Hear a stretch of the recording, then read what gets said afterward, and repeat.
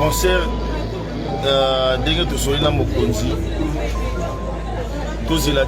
le samedi et ceux qui concert aux alatés je crois qu'ils m'ont condamné qui a reçu la nuit sur pour na billet à Batukoyo parce que moi il m'a billet na bango pour rembourser les bango mais l'adversaire a toujours peur. L'adversaire a toujours peur. Ouais, voilà. Par rapport à la fanatique na yo base la ndeng base la ndenge par rapport à concert wana parce que ces événements bala la té base la toujours à télé.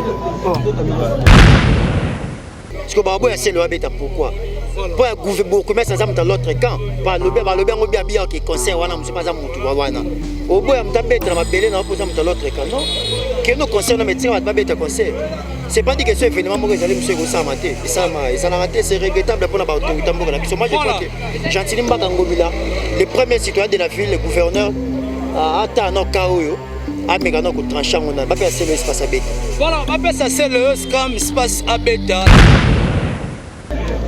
les gars dans Kalam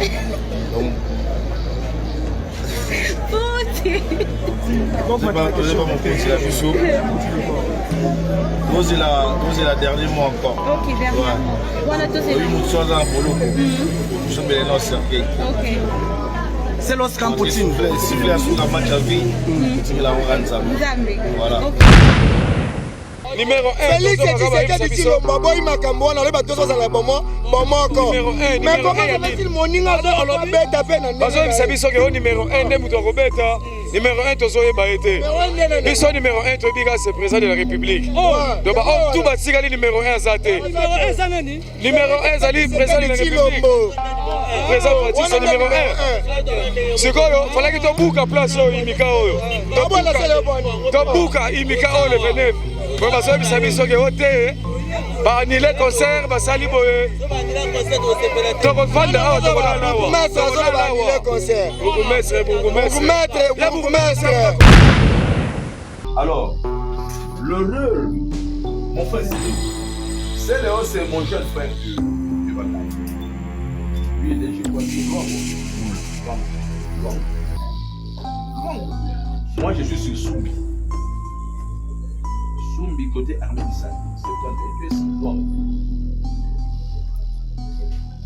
fallait pour passer un jeune de Bandal. Lui, les vers tous pas. Tu vois bien, n'est-ce pas? Soumbi, vers Soumbi là-bas. Donc on se connaît tous, nous sommes Bandal Makele. Hein? Et moi, je suis le bourgmestre Kinois, né à Bandal. Non, je ne pas Bandal. Et je les connais tous. Même si on ne se fréquente pas, mais je les connais tous très trop bien. D'où je demanderais à CDO la première des choses, c'est de rappeler le père d'ordre. Votre administration pour ça travaille. J'ai avec moi de plus. Votre administration pour ça trahir. Pourquoi je dis cela? Parce que jusqu'à preuve du contraire, c'est une organisation publique. Toute organisation publique, la loi est claire, doit avoir une organisation de l'autorité. Ils n'en ont pas. C'est le Samoa à la Congolais à 100%. Bâti avec ta musique, il faut aller avec un ndenge. En retour, il y a Céléo, c'est leur bêta concert. Pour le monde, et ça a été rassemblé pour tous. Donc par là, vous. Donc, le mieux sur nous, c'est la concert de Céléo dimanche. Donc, Céléo à sage a compris. Céléo a comprendre. Et puis, à commettre la concert, nous avons posé beaucoup. Et tout le monde public est à la question, pas possible. À quelque chose de malheureux.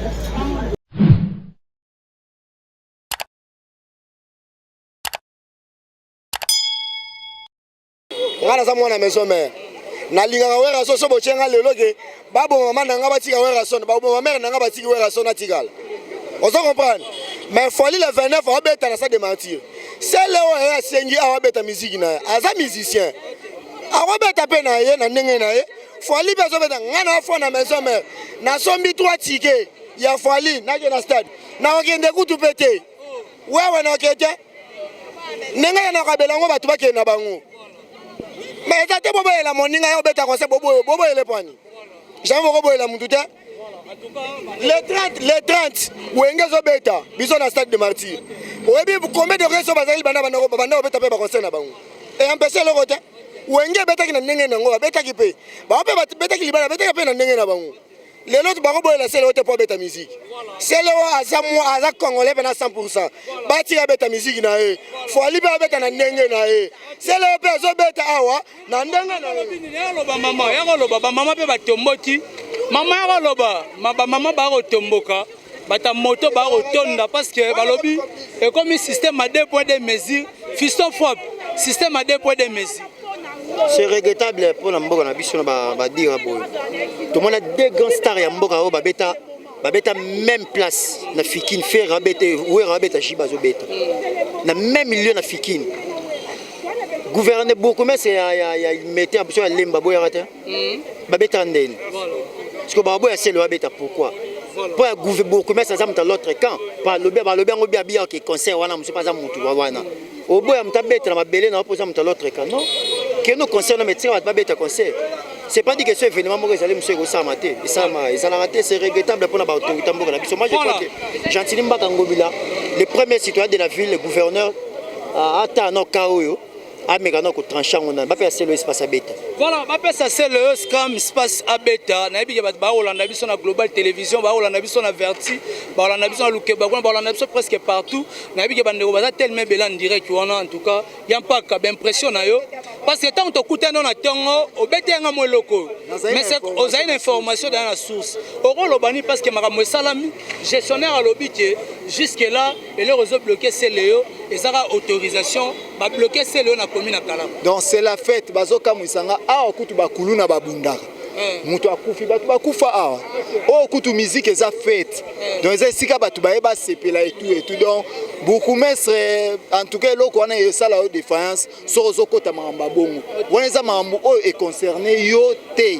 O bakulu na babomanaka awa. Okangela biso ni kuluna ni nini. Siko o eza musique batu baroya bayoka eloko bien. Donc nayebi ke c'est le komona nana gouverneur de la ville au hasard mais c'est Gentili Ngobila nyonso eleka kitoko donc nayebi ke samedi tokozala awa et au simba et ozala plein nayebi ke nazokamwa est-ce que jonker abanga zimpwaka yolo ba oza jonker ko banga zimpwaka te po oliano e tika to mona na misu ke olie zimpwaka ke lelo bake na liaki na sali bodon c'est l'homme qui a payé. Voilà, c'est l'homme qui a payé. Jérémy Mathieu Serra ba wewa ba toni global pusana.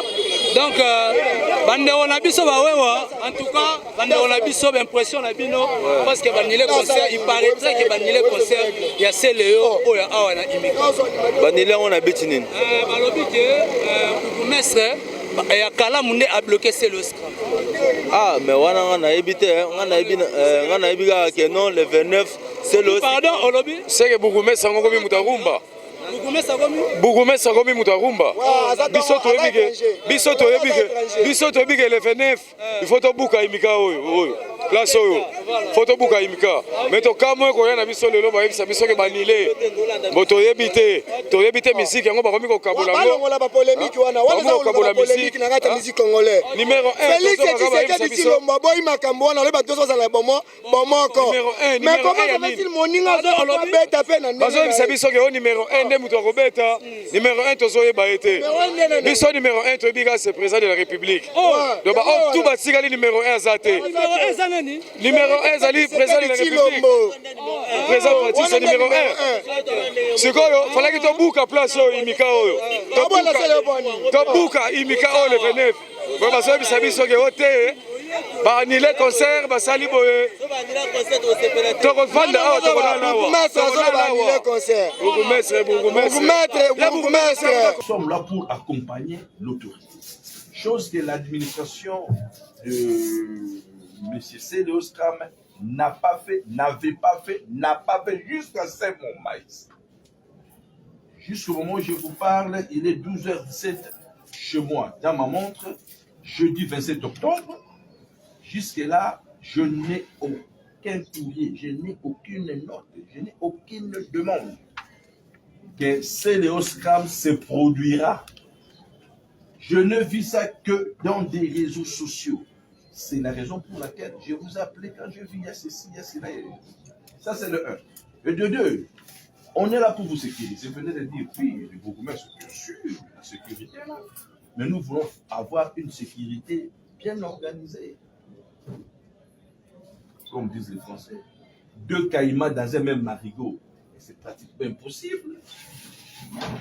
Vita Club contre Motema Pembe joue au stade de Martyr. Je donne un exemple. Mazembe contre Lupopo ou Mazembe contre Renaissance joue au stade Tata Raphaël. Ça ne se joue pas. Donc ça ne se joue pas. Donc on annule une rencontre pour privilégier une autre. Parce que le même jour-là, toute la sécurité sera focalisée vers une rencontre. Sera focalisée vers une rencontre.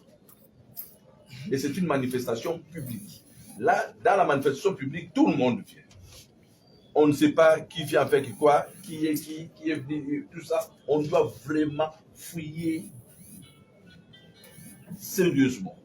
Et par la même occasion, la même sécurité va encore ici faire la même chose. C'est fait de comprendre. La raison pour laquelle je vous ai appelé, pour vous dire que premièrement, la première erreur, c'est vous qui l'aviez connue.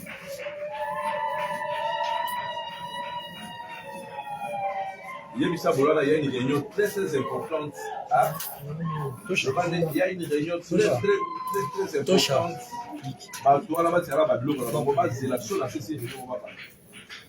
Vraiment. Alors, le rôle, mon frère Céléo, c'est mon jeune frère du Bandal. Lui, il est, je crois, c'est Luango. Luango. Moi, je suis sur Sumbi. Sumbi, côté armée d'Issali. 71 US, Luango. Fallait pour passer un jeune de Bandal. Lui, il est vers Kousbaki. Je crois bien, n'est-ce pas? Sundi, vers Sundi là-bas.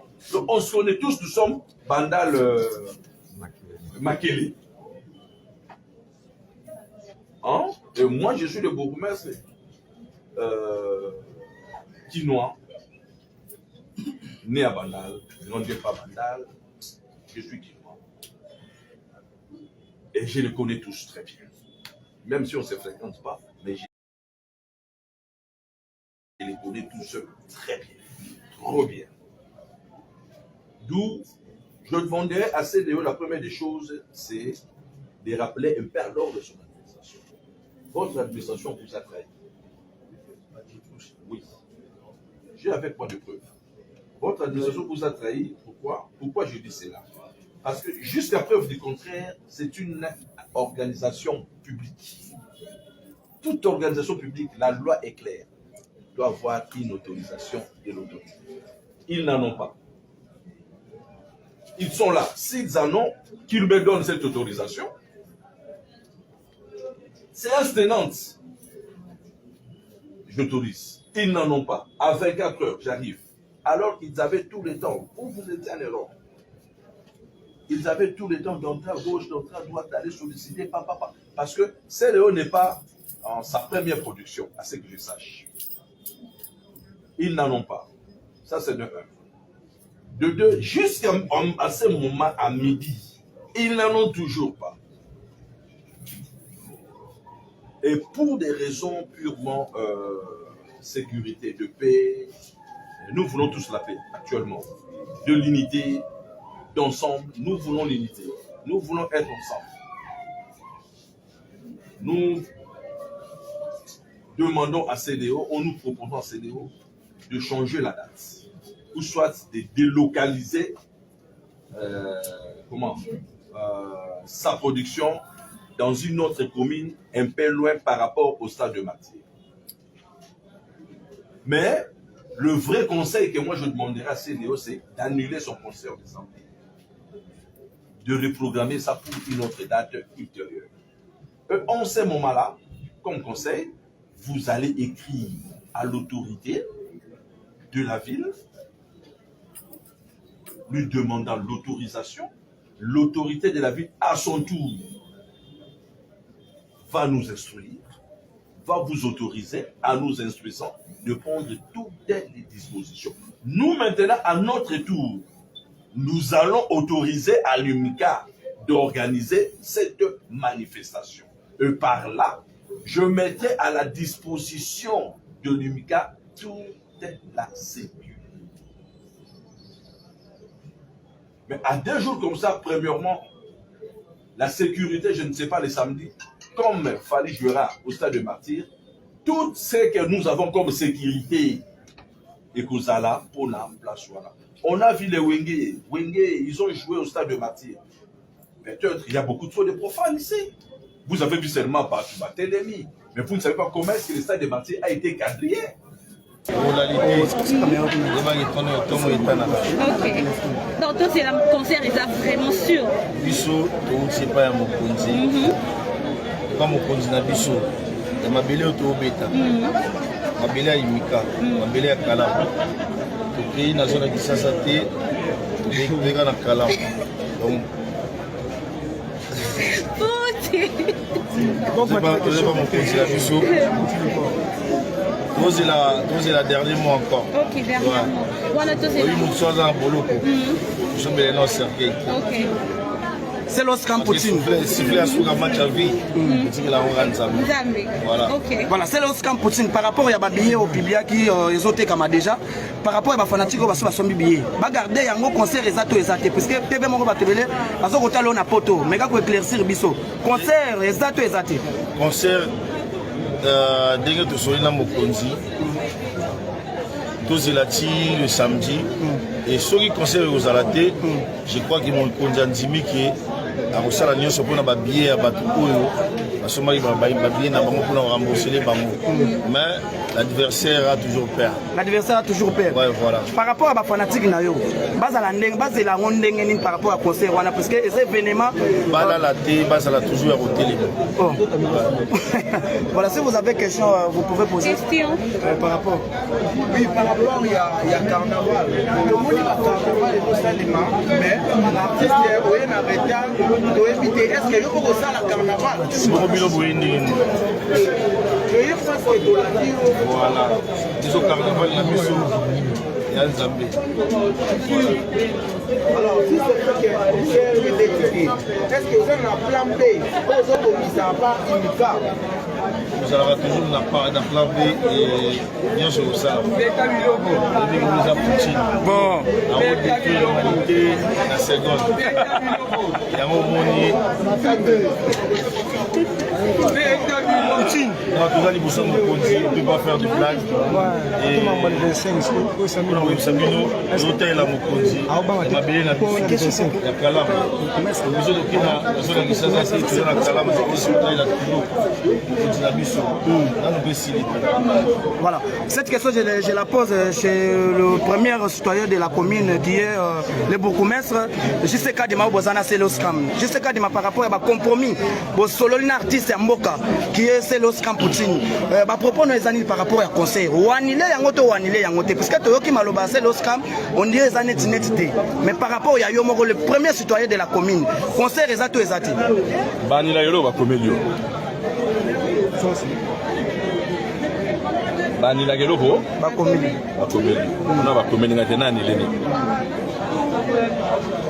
Et puis, bon, ceux qui prenaient l'exemple, bon, Babi, bon, concept, par exemple, au Beta, Mboule Beti. Les fanatiques vont déterminer. Il y a des fanatiques déterminés. Les fanatiques ont besoin de artistes CLO, il y a lobby, la popularité artiste CLO, la place des artistes. On a tout le monde au monde. Artistes, artiste CLO, la place des artistes. On a la place des artistes. Mais, Tolingi Kimia Namboka. Ok. Tolingi Kimia, Nebosa Botana, Yozanani, Yozanani. Peut-être peut aller communicateur et à bateau va jouer mobiliser sur la boue. Yo souci na yo zali na sima ya concert la CLO ya le samedi pour na profiter de ça la bouso bana. Et bana la commune à Kalamu. Yango wana omoni dans notre artiste premièrement na CPLI. na niveau ya compréhension ya artiste. Na niveau ya compréhension ya artiste alingi kimia. Artiste alingi kimia. Artiste aboyi makile tanga, artiste aboyi boy, artiste aboyi boy. Tout solo dans les cas, dans la paix, kimia ezali. C'est Léo a robé ta concert naïf. Les alliés confirmés, c'est le voyage de dimanche. En retour, il y a Léo, c'est le robé ta concert. Pour le monde, et ça a été rassemblé aux autres. Donc par là, vous... Donc le mieux sur nous, c'est la concert, il y a Léo dimanche. Donc c'est le sage a compris. C'est le à comprendre. Et puis, à robé ta concert naïf. Nous avons posé beaucoup et tout le monde public est à la décision, pas possible. À quelque chose de malheureux. Donc, la ligne la scène, le bourgmestre de la commune de Kalam a annulé le concert de Céloscam. Le concert de Céloscam, jusqu'à preuve du contraire, ne pas annulé. Nous attendons à ce que l'administration de Céloscam nous écrive, nous saisisse. Et c'est par là, on annule par une lettre. On va répondre par la lettre que le concert est annulé. Mais je ne sais pas si parmi vous, il y a quelqu'un qui détient cette lettre-là, l'annulation du concert. Je ne vois personne. Nous attendons que l'administration de CDO nous écrive. Que l'administration nous écrive. Si l'administration nous écrive, nous saisit, nous allons répondre. Du moment où nous ne sommes pas encore saisis, alors comment est-ce qu'on va répondre? Raison pour laquelle j'ai invité personnellement CDO, il est venu, enfin il a compris. Ce n'est pas une fausse. Ce n'est pas pour rien nous dire la salle à gomme. Donc mais ça là pour corriger l'erreur, pour effacer l'erreur entre correcteurs. Et donc il faut effacer en société et comme à faute. Mais erreur, il effacer en haut. Abongisa le comédien. Donc, tu fais ces erreurs, voilà, Abongisa. Et c'est le bien que le premier citoyen de la ville de Kinshasa, Chantini Ngobila Mbaka, le suprême, est là. C'est leur futanaï, à Popomidaï. Et connaissant le suprême, à répondre à la date au CDO à Possé. Et pour ce samedi, Bande Konangaï, l'annulé concert, l'annulé concert fêté, CDO, la sagesse, l'intelligence, l'homme de la paix. Kimia ezanango alingi kimia ezala azongi asenga bapana naye oyo alingaki avanda na ndako atala CDO na ba CD ayoka CDO na ba réseaux sociaux na ba écouteurs à possible la CDO. Mais oyo alingi mon appel sur CDO bien, il est là, son numéro est là. Bon la place des artistes, demain je vous invite à la place des artistes. À voir la place des artistes, vous voyez beaucoup monde naye et puis vous OK na vie. C'est ça. Merci beaucoup. Yasa beta musique. Ayeba musique yango ndenge bandaka pe sukaka. Kala boy bisaka bango batira ba bêtises wana. Merci beaucoup balobi eza musique. Ndeko batika ba sentiment, batika ba polémique, imika batu yango eza ouvert. En tout cas, makambo eza nango bien. Tokozelaka jusqu'à preuve du contraire, ti pourquoi tous ensuite moko eza favorable. Bolani message ya bourgmestre o apesi. Bolani ba réaction ba kinois ne ba koloba par rapport ya concert biso taka ba pandisango. Toye te so pona neni toye parce que ces événements o ba tutu ba ne rosela. Ezali o robeta. To boy système ya deux poids deux mesures.